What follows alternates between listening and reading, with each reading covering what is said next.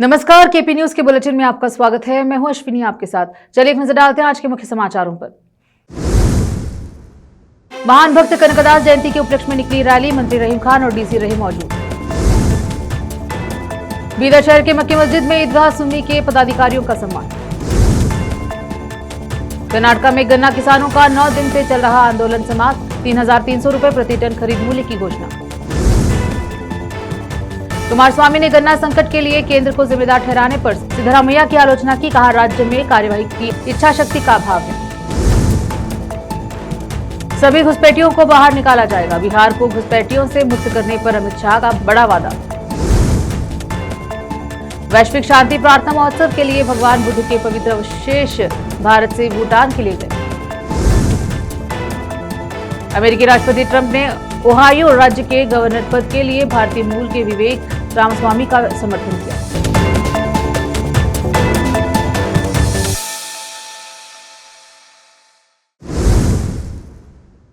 समाचारों का सिलसिला शुरू करते हुए देखते हैं समाचार विस्तार से।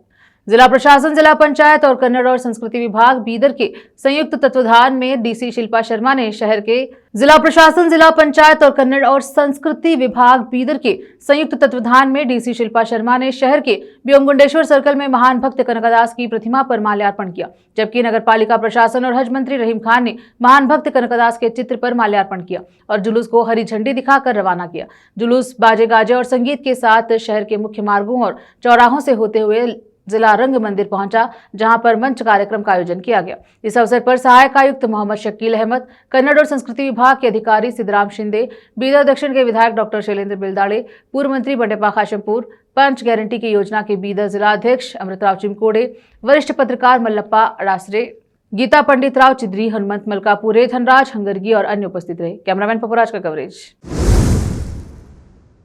बीदर शहर की ईदगाह सुन्नी के समिति के पदाधिकारियों को आज बीदर शहर के पुराने क्षेत्र में स्थित मक्की मस्जिद में आज पीस फेडरेशन की ओर से सम्मान किया गया। इस अवसर पर फेडरेशन के सुहेल खान, मोहम्मद जुबेर अहमद और मुज्तबा अली ने सभी को फूल पहनाया और शाल उड़ाकर सम्मान किया। इस अवसर पर समिति के अध्यक्ष मुबश्शिर अब्बू, दोनों उपाध्यक्ष मिर्जा सफी बेग, मोहम्मद यूसुफ, कार्यदर्शी सैयद सरफराज हाशमी और सदस्य अब्दुल अजीज मुन्ना, हाफिज साहब सहित अन्य उपस्थित रहे। इस मौके पर मुबश्शिर अब्बू और सदस्य अब्दुल अजीज मुन्ना ने मीडिया से बात की। कैमरामैन पपुराज का कवरेज। रोकते हैं समाचारों का सिलसिला, लेते हैं छोटा सा ब्रेक।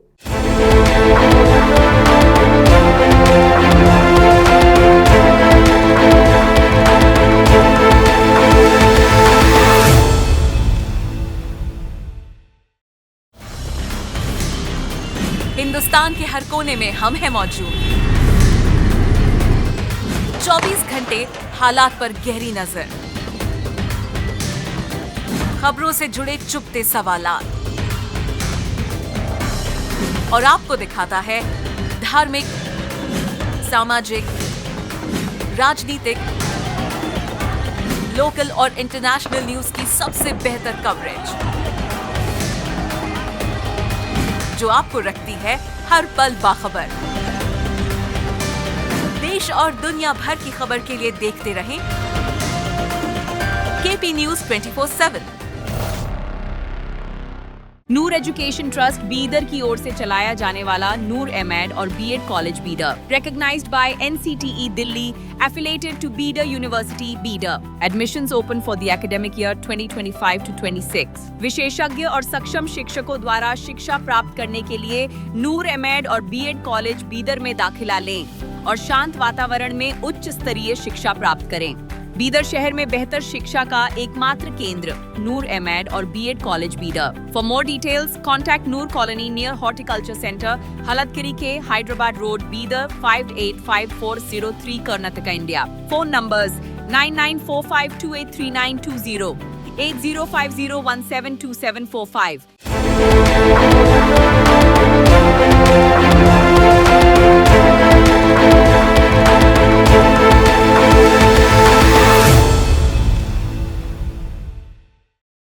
ब्रेक के बाद स्वागत है आपका। देखते हैं समाचार देश के।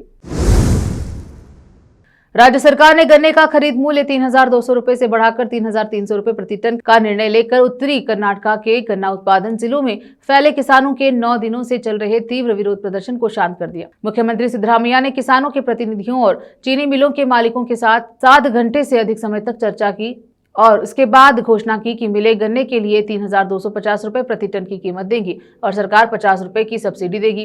प्रदर्शनकारी किसान जिन्होंने 3,500 रुपए प्रति टन की मांग की थी, घोषणा के बाद अपनी हड़ताल वापस ले ली। पिछले साल राज्य में 5.6 करोड़ टन गन्ने का उत्पादन हुआ था, जबकि इस साल इसके 6 करोड़ टन को पार करने की उम्मीद है। अब प्रोत्साहन राशि का बोझ सरकार को उठाना पड़ रहा है। सरकार ने चीनी मिल मालिकों द्वारा उनसे खरीदी गई बिजली पर 60 पैसे प्रति यूनिट कर को संशोधित करने के अनुरोध पर भी विचार करने का निर्णय लिया। बैठक के बाद सिद्धरामैया ने मीडिया को बताया कि चीनी मिलों को गन्ने की 11.25% रिकवरी के लिए 3,250 रुपए का भुगतान करना होगा, जिसमें कटाई और परिवहन की लागत शामिल नहीं है। उन्होंने कहा कि सरकार ने 50 रुपए अतिरिक्त देने का फैसला किया है। 3,300 रुपए प्रति टन का नया खरीद मूल्य बेलगावी के उपायुक्त द्वारा तय किए गए 3,200 रुपए के मूल्य से 100 रुपए ज्यादा है। लगभग सभी चीनी मिल मालिक इस पर सहमत हो गए हैं।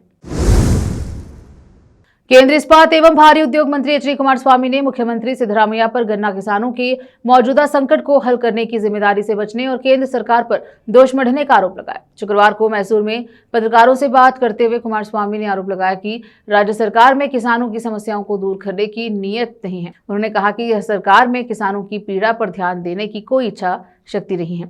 वे अपने अधिकार क्षेत्र में निर्णय लेने के बजाय केंद्र पर दोष मढ़ते रहते हैं। उन्होंने आगे कहा कि अगर सिद्धरामैया सचमुच प्रतिबद्ध हो तो यह मुद्दा मिनटों में सुलझ सकता है। कुमारस्वामी ने कहा कि मुख्यमंत्री अपनी जिम्मेदारी से बचने के लिए प्रधानमंत्री को पत्र लिखा है। किस राज्य में प्रधानमंत्री ने गन्ना किसानों की समस्याओं के समाधान के लिए सीधे हस्तक्षेप किया है। मुख्यमंत्री स्वयं हितधारकों की बैठक बुलाकर समाधान निकाल सकते हैं।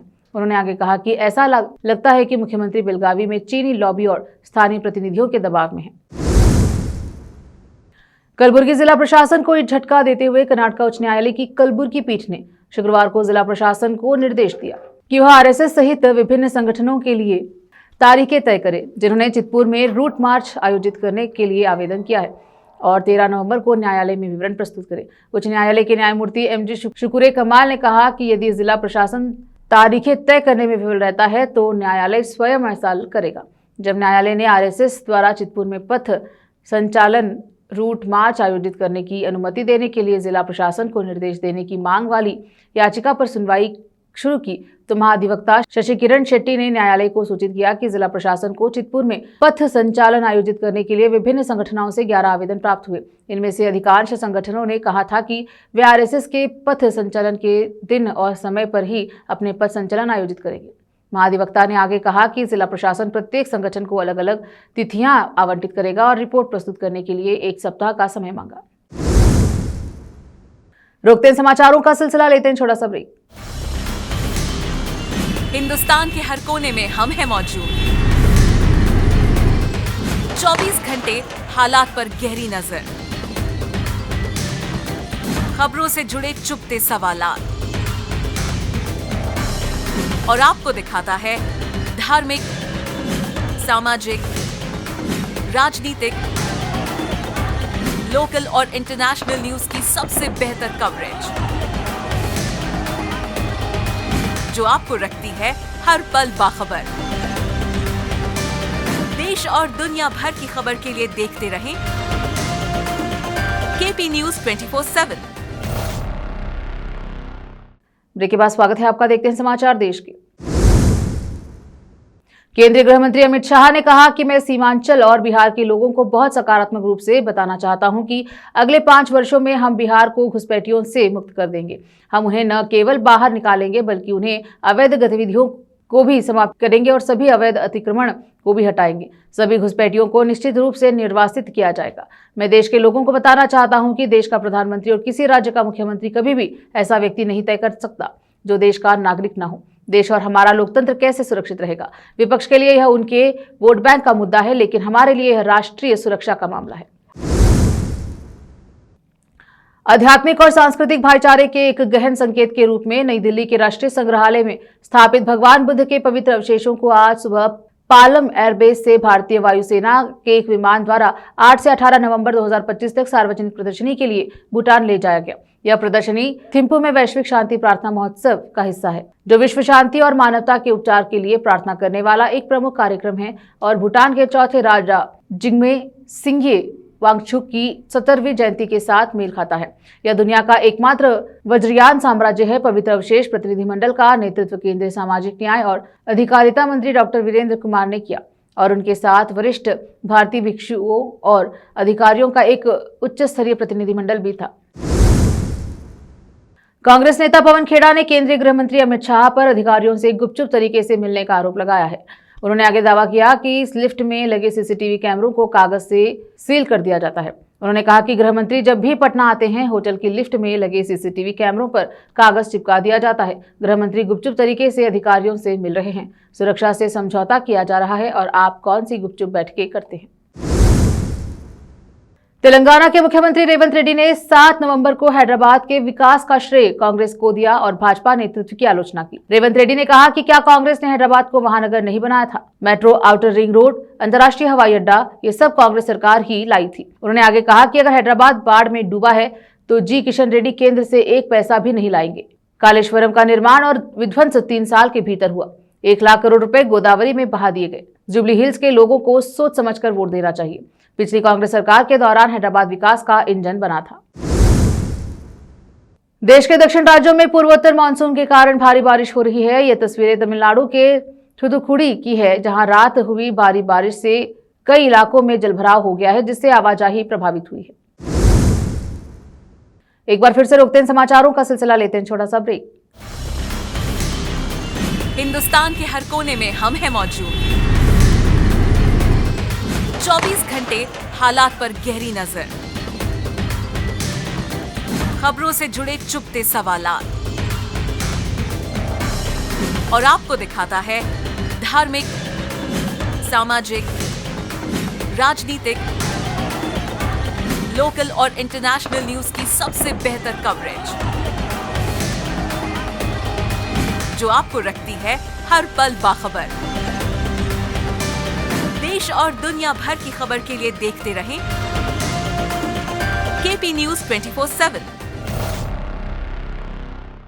ब्रेक के बाद स्वागत है आपका। देखते हैं अंतर्राष्ट्रीय समाचार। Social media platform truth social पर अमेरिकी राष्ट्रपति ट्रंप ने ओहायो के गवर्नर पद के लिए विवेक रामास्वामी का समर्थन किया। विवेक रामास्वामी एक भारतीय मूल के उद्यमी और राजनेता हैं, जो 2026 में ओहायो के गवर्नर पद के लिए चुनाव लड़ रहे हैं। ट्रंप ने कहा कि उन्हें ओहायो से प्यार है और उन्होंने रामास्वामी उनके व्यक्तित्व और नीतियों का समर्थन किया। रामास्वामी ने पिछले साल 2024 के राष्ट्रपति चुनाव के लिए ट्रंप के खिलाफ नामांकन किया था। हालांकि बाद में उन्होंने अपना नाम वापस ले लिया, लेकिन ट्रंप का समर्थन किया। रामास्वामी को विशेष बताते हुए ट्रंप ने ओहायो के अगले गवर्नर के रूप में उनकी प्रशंसा की। अमेरिकी राष्ट्रपति डोनाल्ड ट्रंप के साथ विपक्षीय लंच मीटिंग के दौरान हंगरी के प्रधानमंत्री विक्टर ओर्बन ने कहा कि यूरोपीय देश यूक्रेन रूस युद्ध के लिए एकजुट रुख नहीं अपना रहे हैं और अमेरिका और हंगरी की ऐसी शांति समर्थक देश है जो इस मुद्दे पर सहमत हैं। डोनाल्ड ट्रंप द्वारा यह पूछे जाने पर कि क्या यूक्रेन युद्ध जीत सकता है, प्रधानमंत्री ओर्बन ने कहा कि चमत्कार हो सकते हैं। देश में संक्रमण काल के समापन के लिए होने वाले चुनाव में अब केवल 4 महीने शेष हैं। ऐसे में हिमालयन राष्ट्र के युवा मतपत्र और संसद में नए चेहरों की मांग कर रहे हैं। 8 से 9 सितंबर को जेन जेड के नेतृत्व में हुए विद्रोह, जिसने पूरे देश में बदलाव की लहर पैदा की थी, अब आगामी चुनाव के माध्यम से एक सुरक्षित और सार्थक परिणाम की तलाश में है। 2 दिवसीय विरोध प्रदर्शन, जिसमें कम से कम 74 लोगों की जान चली गई और तत्कालीन कम्युनिस्ट नेता केपी शर्मा ओली को पद छोड़ने के लिए मजबूर होना पड़ा, के कारण संसद भंग हो गई और अंतरिम सरकार का गठन हुआ। 8 सितंबर को कुल 21 प्रदर्शनकारियों, जिनमें ज्यादातर 30 साल से कम उम्र के छात्र थे, ने अपनी जान गंवा दी। संसद भंग होने और अगले साल मार्च में चुनाव होने के साथ नेपाल राजनीतिक स्थिरता की ओर एक और चुनौतीपूर्ण लेकिन आशाजनक रास्ते पर चल रहा है। 5 दिनों की गहन चर्चा और बहस के बाद पूर्व मुख्य न्यायाधीश सुशील कार्की को अंतरिम प्रधानमंत्री नियुक्त किया गया। परिवर्तन की लहर के पीछे प्रेरक शक्ति रहे युवाओं को अब उम्मीद है कि एक नया नेतृत्व देश को आगे बढ़ाएगा। स्थायी स्थिरता। रोकते समाचारों का सिलसिला, लेते हैं छोटा सा ब्रेक। हिंदुस्तान के हर कोने में हम हैं मौजूद। 24 घंटे हालात पर गहरी नजर, खबरों से जुड़े चुपते सवालात, और आपको दिखाता है धार्मिक, सामाजिक, राजनीतिक, लोकल और इंटरनेशनल न्यूज की सबसे बेहतर कवरेज, जो आपको रखती है हर पल बाखबर। देश और दुनिया भर की खबर के लिए देखते रहें केपी न्यूज 24/7। ब्रेक के बाद स्वागत है आपका एक नजर फिल्म जगत पर। बॉलीवुड एक्टर अजय देवगन, आर माधवन, रकुलप्रीत सिंह और मिजान जाफरी बिग बॉस 19 के सेट पर पहुंचे। यहां एक्टर्स अपनी अपकमिंग मूवी दे दे प्यार दे 2 के प्रमोशन के लिए पहुंचे थे। इस दौरान चारों ने साथ में पैप्स को जमकर पोज दी। जहां अजय देवगन और माधवन मिजान जाफरी और बेहद हैंडसम लग रहे थे, तो वहीं रकुलप्रीत सिंह की खूबसूरती ने सभी को आकर्षित कर दिया। साथ में पैप्स को पोज देने के बाद सभी ने सोलो पोज भी दिए।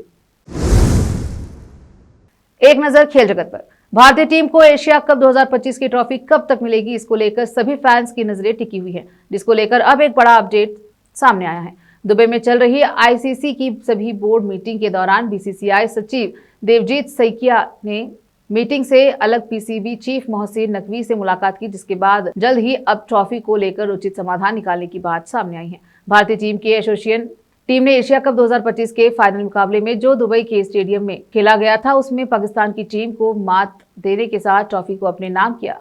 वहीं इसके बाद उन्होंने पीसीबी और एशियन क्रिकेट काउंसिल के चीफ मोहसिन नकवी के साथ हाथों से ट्रॉफी लेने से मना कर दिया था, जिसके बाद टीम इंडिया बिना ट्रॉफी वहां से लिए वापस देश लौट आई थी, जिसके बाद से ही पूरा विवाद अब तक जारी है।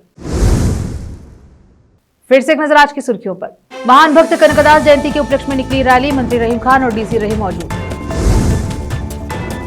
बीदर शहर के मक्की मस्जिद में ईदगाह सुन्नी के पदाधिकारियों का सम्मान। कर्नाटक में गन्ना किसानों का 9 दिन से चल रहा आंदोलन समाप्त, 3,300 रुपए प्रति टन खरीद मूल्य की घोषणा।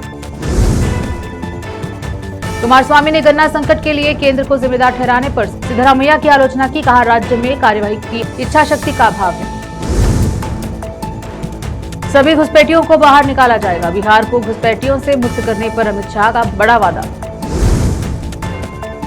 वैश्विक शांति प्रार्थना महोत्सव के लिए भगवान बुद्ध के पवित्र अवशेष भारत से भूटान के लिए गए।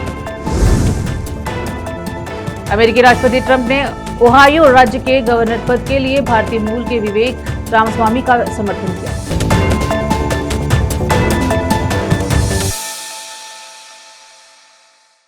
केपी न्यूज के बुलेटिन में अब तक इतना ही। देखते रहे केपी न्यूज 24/7। अन्य जानकारी के लिए चैनल को लाइक शेयर सब्सक्राइब जरूर करें। धन्यवाद।